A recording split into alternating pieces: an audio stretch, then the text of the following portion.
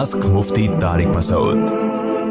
Canada से किसी ने पूछा है, मेरी सिस्टर का एक जगह रिश्ता हुआ है, इन लोगों ने पहले पासपोर्ट देखा, फिर अंगूठी पहनाई, अब वो कहते हैं कि निकाह करो और बाहर मुल्क जाओ फ़ौरन और हमारे बेटे को बुलाओ वरना हम मंगनी तोड़ देंगे। उन्होंने कहा है कि 1 महीने के अंदर निकाह नहीं किया तो मंगनी कैंसिल। मेरे वालिदैन कहते हैं कि निकाह के बाद मियाँ बीवी का कुछ दिन साथ रहना ज़रूरी है ताकि अंडरस्टैंडिंग हो और फिर बाद में दोनों साथ बाहर मुल्क जाएं। सवाल ये है कि क्या लड़के वाले अपनी जगह सही हैं या वो अपनी ताकत का गलत फ़ायदा उठा रहे हैं। दोनों परले दर्जे के बेवकूफ़ हैं, बहुत मादरत के साथ।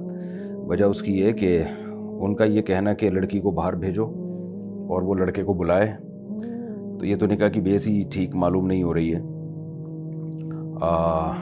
शादी इसलिए की जा रही है ताकि लड़की बाहर बुलाए और फ़ौरन उस पर इसरार भी कर रहे हैं, लालची मालूम होते हैं। और लड़की की अम्मा का ये कहना कि पहले अंडरस्टैंडिंग हो और घूमें फिरें, तो ये भी बेवकूफ़ी की बात है, हराम भी है, नाजायज़ भी है। गोरों को देख लें, अंडरस्टैंडिंग करते करते बच्चे पैदा हो जाते हैं उनके, और बच्चे फिर अब्बा अम्मा की शादी में तंबू लगा रहे होते हैं। तो ये फजूल बातें हैं। पहले जितनी शादियाँ होती थी, रिश्ता तय हुआ और शादी हुई, ये सब बेहूदगी वाली बातें हैं कि अंडरस्टैंडिंग और पहले गपशप में एक दूसरे को समझ लें। निकाह के बाद की ज़िंदगी निकाह के पहले वाली ज़िंदगी से बिल्कुल डिफरेंट होती है। आप 10 साल एक दूसरे को समझते रहें, निकाह के बाद बिल्कुल एकदम लाइफ चेंज हो जाती है।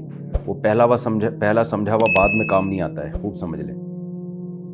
तो ये रिश्ता मेरा ख्याल है तोड़ देना चाहिए, इसकी बेस ही ठीक नहीं है और वो बहुत ज़्यादा जल्दी कर रहे हैं तो पासपोर्ट की बेस पे, तो इसलिए मेरा ख्याल है ये फजूल सा रिश्ता है, इसको मशवरा अगर ले रहे हैं तो तोड़ देना चाहिए।